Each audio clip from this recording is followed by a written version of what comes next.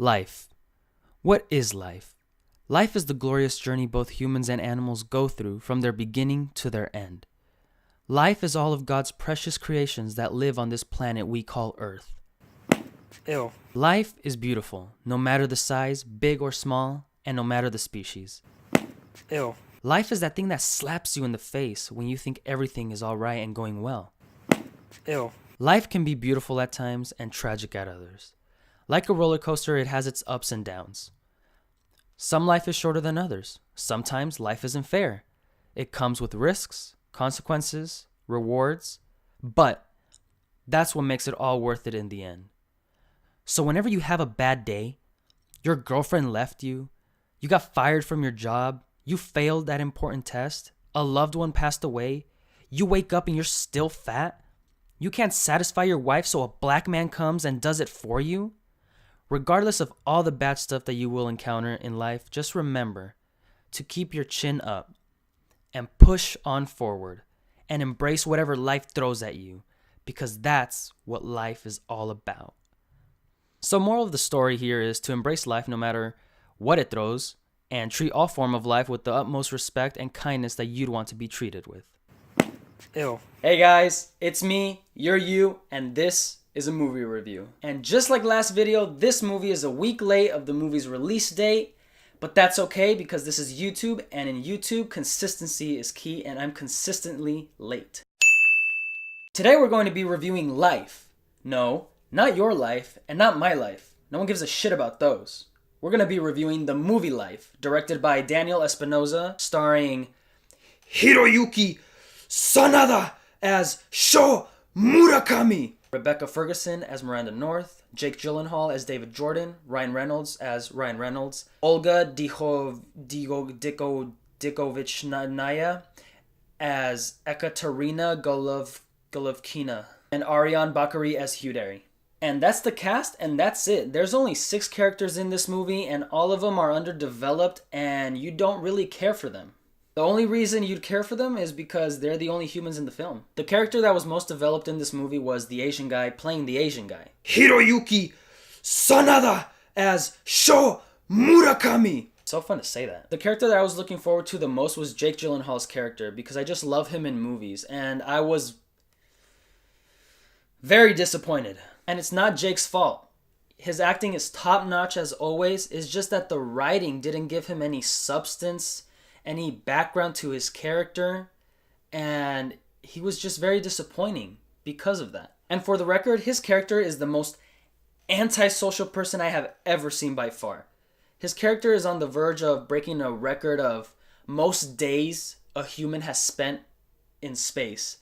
And that's just so sad, depressing, and lonely. And the whole reason for him loving space way more than Earth is because humans are terrible.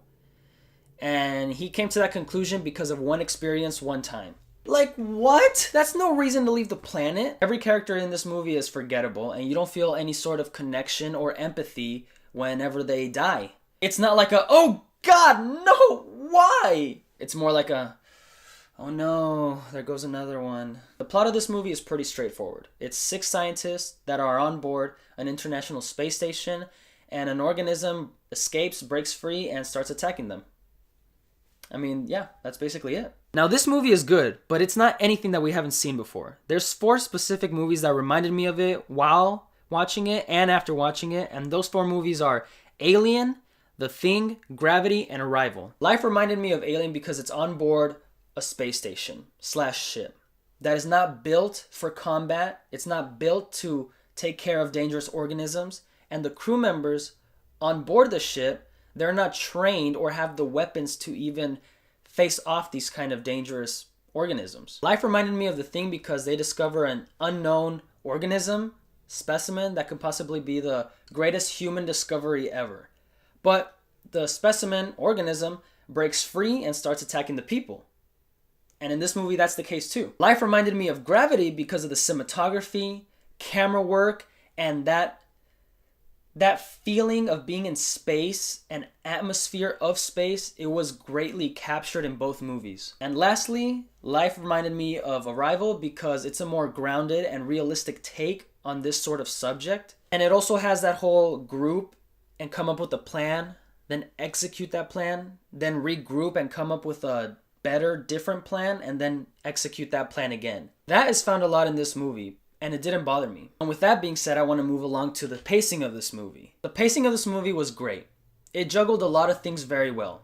It was scary, suspenseful, it had tension. This movie is one of the better movies that have been made that have taken ideas and influences from these previous classic films or the sci-fi genre. Now I want to speak more about the characters.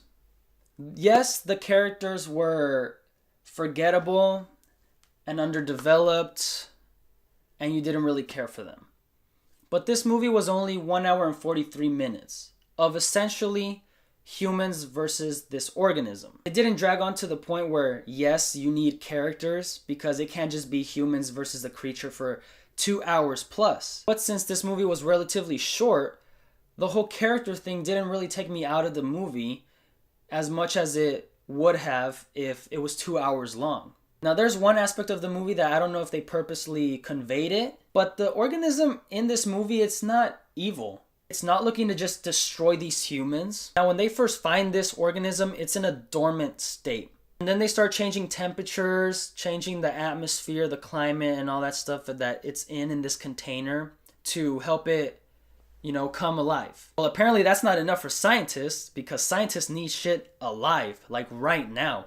So they take an electric wand and just start freaking shocking the little guy. And then they get mad when it breaks free and starts attacking them. Like, what? This thing is not evil. It just feels threatened. It's trying to defend itself and it's trying to survive and live. For example, say you're next to a lion, because that's a very common occurrence in human life. And it's asleep. And you want to wake it up. So you just start poking at it, right? Nothing wrong. It's just poking, whatever. And you see it not wake up. So you just start punching the thing and it wakes up and it's like, why are you punching me? And then it just starts attacking you and you get mad at it because it's attacking you. It doesn't make sense. It was just trying to defend itself, protect itself, live and survive. Another thing that I wanted to sprinkle onto this review is the ending. The ending I really enjoyed and it's what really sold me from this movie. And with that being said, guys, it's rating time and I'm gonna give Life a 9" out of 10. It was an excellent movie. I really enjoyed it. The ending sold it for me and you guys should go out and watch it. And yeah, guys, so slap that like button, comment below what your thoughts on the movie were, and punch the subscribe button to see more, and I'll see you guys later. Peace.